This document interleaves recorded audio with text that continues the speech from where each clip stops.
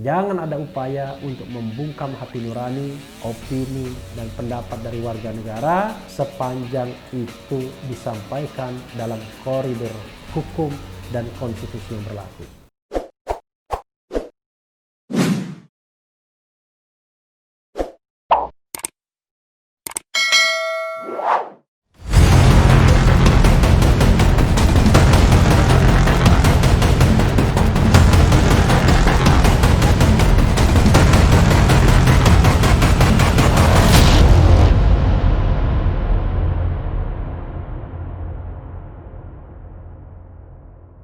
Assalamualaikum warahmatullahi wabarakatuh, Sobat RH sekalian.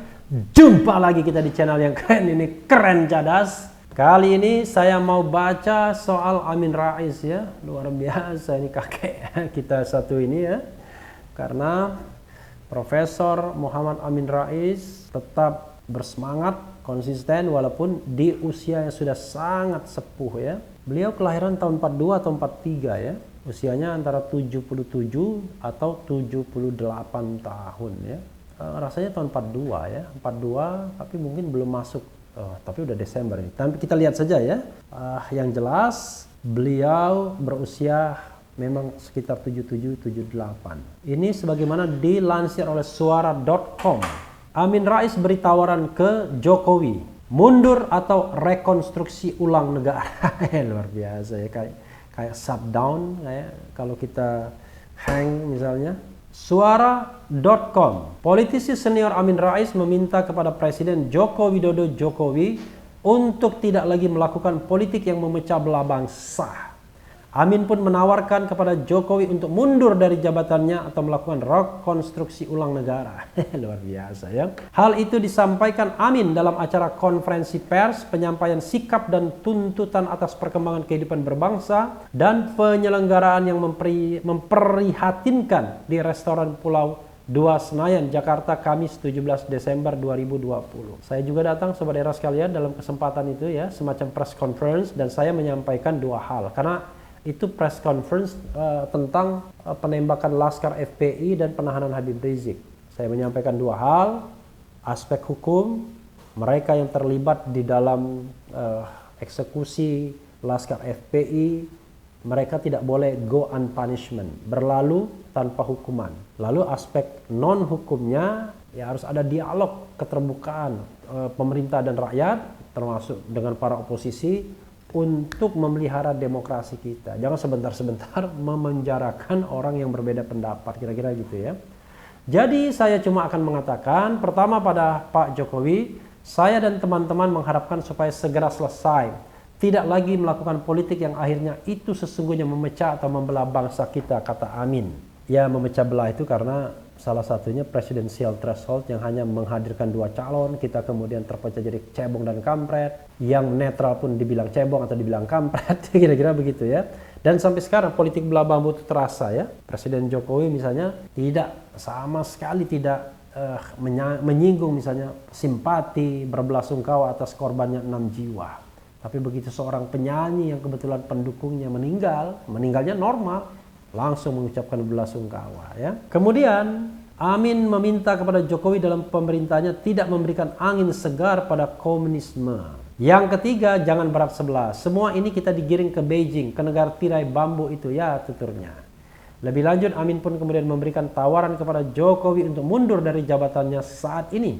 Ia mengklaim mantan gubernur DKI Jakarta itu lebih baik mundur dan berkaca dari situasi negara saat ini. Tapi kalau tidak mundur, tolong lakukan rekonstruksi ulang ya, supaya semua kelemahan yang kita tunjukkan itu diakhiri.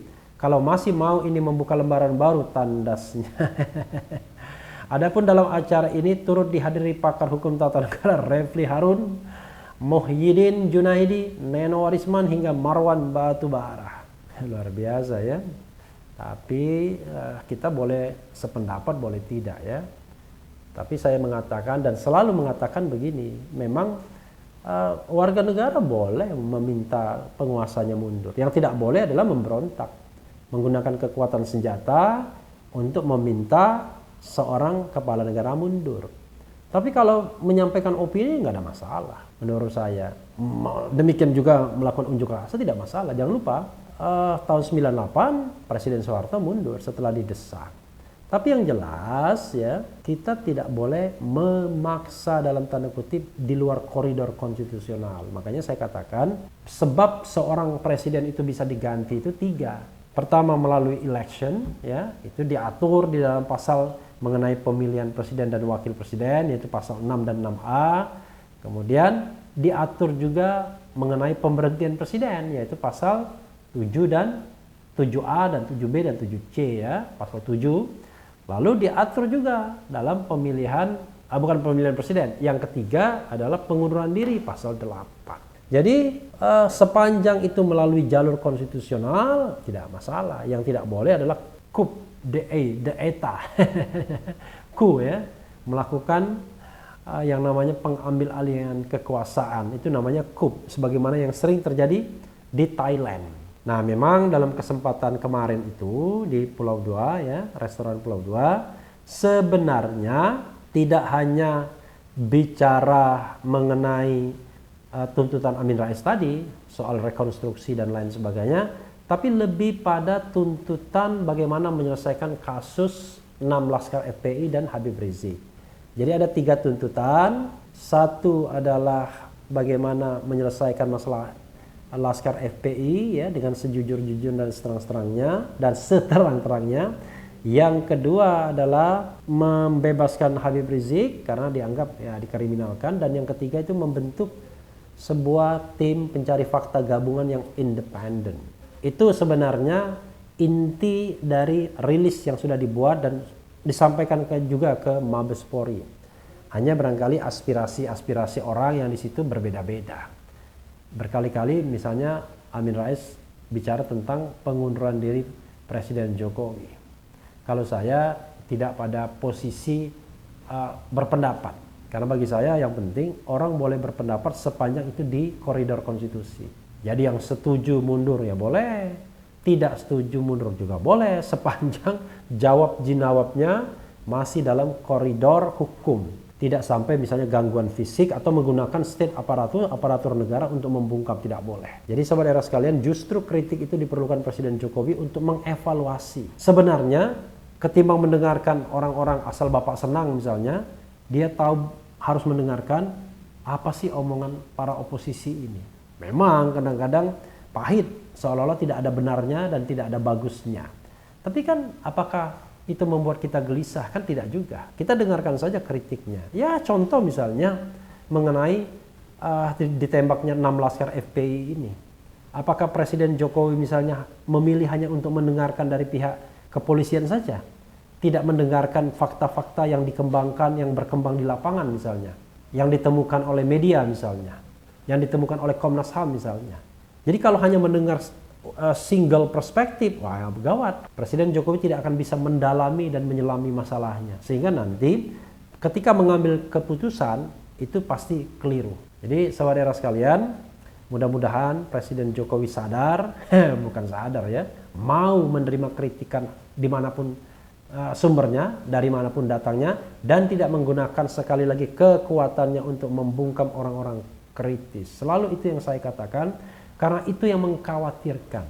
Itu yang terjadi sekarang, yaitu kritisisme dibungkam dengan laporan ke aparat penegak hukum yang ujung-ujungnya nanti adalah pemidanaan dan penjara. Soal pilihan silahkan saja, rekonstruksi ulang, konstruksi ulang, ya kita harus tanya kepada Profesor Amin Rais apa yang dia maksud dengan konstruksi ulang, rekonstruksi ulang tersebut. Apakah tuntutannya itu sampai hal yang fundamental, misalnya mengubah konstitusi kembali atau tidak, itu harus kita tanyakan kepada beliau. Tapi hak demokratis itu harus dilindungi. Karena itu adalah hak konstitusional dan hak asasi manusia, yaitu kebebasan untuk menyampaikan sikap, baik secara lisan maupun tulisan, menyampaikan opini. Bahkan pikiran dan hati nurani itu adalah hak asasi manusia yang tidak bisa dibatasi dalam keadaan apapun, at any circumstance. Jadi jangan ada upaya untuk membungkam hati nurani, opini dan pendapat dari warga negara sepanjang itu disampaikan dalam koridor hukum dan konstitusi yang berlaku. Yang penting tetap di channel ini, karena di channel ini Anda akan dirayu, ditipu, dibaperin, dicecar, diuber pula di jalur khusus.